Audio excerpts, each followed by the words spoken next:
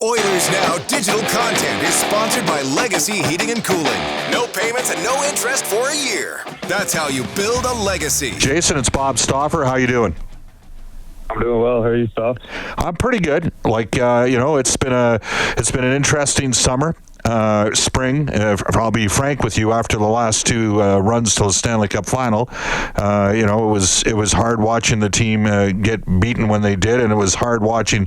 And I'll be up front. It was hard watching you try to gut your way through and find a way to play the final three games of the series. When you left us on May 2nd and you did an availability, you told it was plausible that you'd certainly consider a return. So on that note, 5-year extension. Your thoughts on remaining in oil country and joining a pretty good hockey team that was maybe compromised a little bit at center during the course of the Anaheim series? Yeah, definitely. I'm excited to get a full season under my belt with the group and really kind of put my mark on the team. I only got a few weeks there with the group, so it'll be nice to really get into it and really strengthen the middle of the ice. For full perspective on things, because I was actually surprised you played the back half of the series. Was it what was the injury? Was it a fractured ankle? Was it a significant, what exactly were you dealing with during the course of the series against Anaheim? Yeah, I had fractured my ankle. It was not displaced, and it was technically not weight bearing. I don't know all the terminology that they use, if I'm being honest, but it was fractured, and it was definitely hard to play on. And so you were how are you handling there are certain methodologies to assist players dealing with pain. How did you find that you were handling that during the course of a game day? Yeah, it was basically just get the swelling as low as possible so that by the time I put it in my boot, it was at least small enough to get in. And also then we had those magical remedies to help deal with pain. And by game 5 and 6, I had to basically go into the trainer's room between every period to make sure the remedies were doing their job. All right. Well, I think that shows to everybody how committed you were to the process. It had been a while, for you to play in the playoffs, and you're on a team with great expectations. I guess for me, I just looked at it, Jason. Connor was hurt. Leon was coming off an injury. You're hurt. Adam Henrique, very underrated player. The Oilers' penalty killing was at 80% with him when he was in the lineup in the regular season, 69% without him. And so some people said to me, you get bounced out like that. Does it change a guy's opinion? And I'm wondering for you, is it the other way? That you'd like to see what you could do if you had some of the top players in the world 100% healthy and you were good to go as well? Yeah, that's exactly it. I felt like we had a good group, and it was just a matter of being too hurt too soon. Obviously, every team in the playoffs eventually has to deal with injuries, and coming into the playoffs with all of our centermen injured, that's a tall order for anybody. It doesn't matter that we had two of the best players in the world. Playing hurt is hard, and doing it at that time of year, you're kind of under the gun from the beginning. We are joined by Edmonton Oilers centerman Jason Dickinson, who has signed a 5-year extension. Jason, I have Craig McTavish on the show every Monday for an hour for our friends at Contract Equipment, and as you're probably aware, he was the third-line center playing behind two guys by the name of Gretzky and Messier. They were pretty good. Yeah, they were, and so are the two guys you play behind. From your perspective, does the fact that you have a clear and distinct role on the team and the player you are, does that make it actually easier?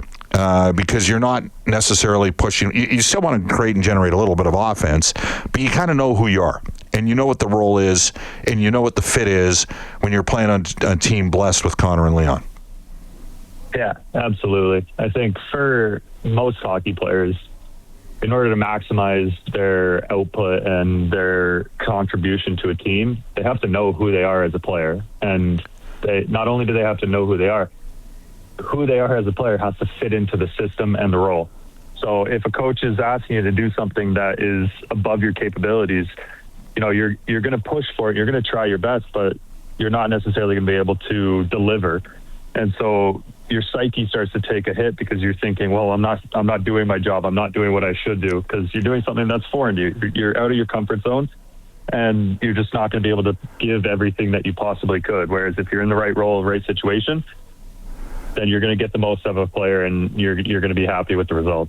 And I don't mean to disparage Chicago, because they're a rebuilding organization, and we live that here in oil country for what was referred to as the decade of darkness. But when you come to a team, and I don't know if you necessarily saw it because of the severity of the injuries with the top players, but some of the hardest working players in practice are the team's best players. Connor and Leon. I mean, Leon's out there doing shooting drills, often with Vasily Podkolzin. They're Vasily's always the first forward on the ice, but we're both flat. It's his birthday, by the way, today. And then there's Leon. But when you have guys that are driven that way, what does that mean collectively to the rest of the team when you've got players that have got the high octane ability, but also the work rate that they possess and show on a day-to-day basis? Yeah, well, that right there is that's the definition of the culture. It's such a catchword that everybody uses in sports, and those guys set the culture. They set the standard. So not only are they the best and the most gifted players, but they're also the hardest workers. So everybody has to rise to their level. If you're not on their level, you might not be on their level skill-wise. You might not be able to read the game the same way as them. But everybody can control their own work ethic, and if they're setting the bar very high, you better be on their level. Jason, I'd be remiss without asking. Yesterday, Mike Babcock was announced officially as a head coach with DJ Smith. The Oilers will have a significantly more experienced coaching staff. I've known Mike since 1994. A lot of people out in Western Canada think he's one of the greatest coaches of all time. I know that... there was some. I know you probably got asked this the other day when you did the availability. All signs at that point were showing that Mike was going to be the next head coach. Was there any hesitation in your part to resign, or does the fact that you know what you're getting with Babcock too? He's going to push you guys, and that your top guys were on board with this and clearly would have communicated to you guys as well. Any hesitation at all resigning here as a result? No, I think, like you said, the top guys being on board, that should take away a lot of concern or fear that anybody may have had. I've always been a player that likes to be pushed. If I'm not delivering, I need somebody to keep me accountable and let me know that there's more in you. You got to bring it to a different level. So that doesn't scare me. And Murph said it really well. We have a veteran group that can handle that. You have a younger group that's a little bit more inexperienced, a little bit unsure of themselves. Sure, that might be a little bit hard to have a coach like that, but with a group that's well established and they know themselves, there's always room for growth, and a coach like that can definitely bring out the next level in guys. Final question for you. Jason Dickinson joining us from the Edmonton Oilers, a 5-year extension. How is Wayne sort of what might be out there with the unknown? The cap's gone up. There might have been some teams, and you might have been able to get 5 times 5. Obviously, that's something that you and your agent and your family have to figure out. But why did you decide to take the plunge early and maybe not survey what was out there in free agency? Probably much to my agent's dislike, because I'm not motivated by money. You could tell me all the great things that are out there, all the possibilities, and yeah, that's exciting, but I have a clear goal in mind, and stability for my family was first and foremost. So a 5-year deal from Edmonton, that got my ears perked up. And then, we got to a number, obviously, that I was very comfortable with. That had you told me this as a kid, I was going to sign a 5-year, $4 million deal per year with the Edmonton Oilers, I wouldn't have believed you. It's just one of those things that it was too easy for me to wrap my head around. I loved my time here, and it was an easy place for me to want to come back to. And all the great things my agent was telling me and warning me about possibly seeing on July 1st, it really didn't entice me enough to step away from what we're building. Look forward to seeing you in town when you roar in for the captain skates. Thanks a lot, Jason. Yep, of course. Thanks for having me. You bet. That's Jason Dickinson. Connor, it's Bob Stauffer. How you doing? Hey, Stauffer, how you doing today? I'm doing good, and I got to tell you, I had a good weekend. I was out on the coast for Father's Day and roared back in Monday night, and was very pleased to see, some gaps getting closed and some deals getting consummated. So, just give me your thoughts on a 5-year extension here in oil country. Yeah, I'm super excited. Even just from leaving the season in Edmonton, it was just a group that my wife and I both felt so comfortable with and wanting to see what we could build with. I think it was a big thing for me, having my family loving Edmonton so much. I think that's something that as you get older with kids, you want to make sure that that they're having as great of experience as you are with at the rink. We have such great setup there with Edmonton. I think it's kind of unmatched, honestly, from what I've seen. I got a taste of it during the COVID bubble, got to use Oilers locker room and see some of the facilities, and then getting to meet the staff that are on day to day on top of the guys and how driven they are, and kind of the high ceiling of what the team's capable of and what the guys are trying to accept nothing less with is really attractive to come back as a player. Well, just to put things in perspective, I think we played on this date 2 years ago, like the last, couple of years ago, right? Like those were amazing, awesome runs. This, frankly, relative to the last couple of years, this year was a little bit underwhelming. But that being said, I think it's fair, and we just had Jason Dickinson on. I mean, the Oilers were clearly compromised at center.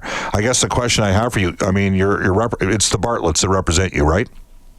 Yes. Yeah, and you would have had your right-handed shooting defenseman that's experienced. I'm going to assume somewhere there was probably a 5x5 offer. How was the decision, when you talk to your agents about, taking the deal in Edmonton as opposed to seeing what was out there with the unknown in free agency? How challenging was that for you? Yeah, I don't know if it was too challenging. You do hear when the combine rolls around about teams poking around, but even before any sort of rumblings or any thought of that, I guess you weigh all options, but just that hunger to be on a solid winning team that has the talent and has the character of players that we have. I think it's something just at this personally the stage of my career is a big priority, is to be on a team that's has high expectations, and you want to get the best out of your own game, and then know that you have so much talent around you that if you take care of your end, that guys are going to perform and bring results. So it's an exciting time to be on the Oilers, and you sense frustration from last season not finishing where we wanted to, but I think that is a good thing. I think it's positive for guys not to accept underwhelming results and wanting to achieve it all. So we're all of the same mindset of that. Connor, your leadership group, which features Connor McDavid, Leon Draisaitl, and Zach Hyman, they met with Mike Babcock, and and in full disclosure here, I've known Mike over 30 years, so there's a lot of guys that grew up in Western Canada that think Babcock's a hell of a coach, and I know there's people out there that have their own opinions, and nothing that I'm going to say during the course of my show over the next several months is going to change anybody's opinion. But what I would say, what I do want to know from your perspective is, your leadership group spoke, and I wonder from your perspective, was there any hesitation, when it was clear, because you signed and you knew at that point when you signed that Babcock was going to, Mike and DJ Smith were going to be the combination. Was there any hesitation at all from you? I don't know. I think you naturally want to hear what was happened in the past, whether it was with Columbus or what sort of investigation was happening with the league, and for that to be cleared was enough to, as a player myself, just to accept and know that the conduct was taken care of and whatever happened in the past, and just looking at his resume from what he's accomplished over his career and hearing stories of the hockey mind he is and what he's gotten out of teams, and then even I grew up in Columbus, and the Red Wings have beat up on the Blue Jackets my whole life growing up there, so seeing a little bit of the players and aspects that he brought to that team and game, it's really just interesting, intriguing, just to see what you can learn as a player off someone like that. So I wouldn't say there was hesitation on my part, and now that it's official, I think it's promising to see that our leadership group is is very excited, clearly, with them having talked to him so often, and for it to be what seems to be a really cohesive decision. And I mean, your father's a coach, and I know you embrace finding ways to get better. Yeah, you know that's coming. That's part of his modus operandi, is he wants to get the most out of players. That's really what defines coaching, isn't it? Mm-hmm. It is, yeah. I think it comes in so many different ways, right? I think at different parts of your career and different personalities of guys, and how you get the most out of each other or out of a team with coaching.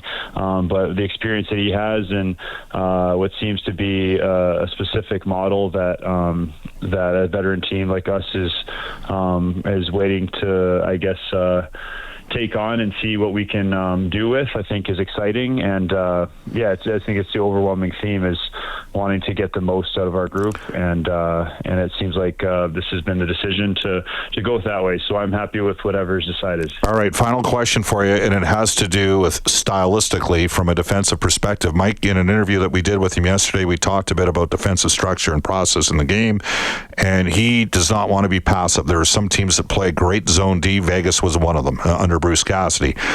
Chris played a variation of zone, maybe with a little bit of a tweak.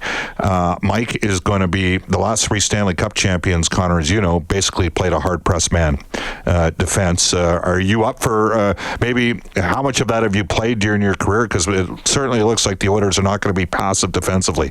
They're going to try to take time and space away from the forwards.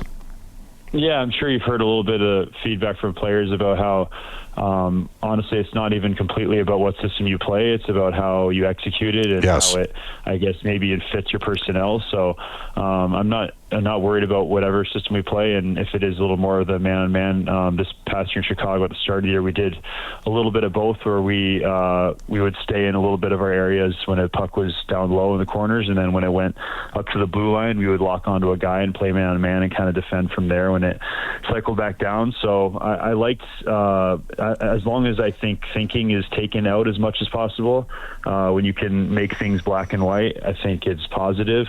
And then to have the buy-in and willingness to defend hard, I think is all big keys, and is a good way to execute. Connor, we appreciate your time. See you in the fall. Thanks for joining us on Oilers Now. Yeah, appreciate it. Yeah. Have a good summer. See you guys. You bet. That is Connor Murphy of the Edmonton Oilers.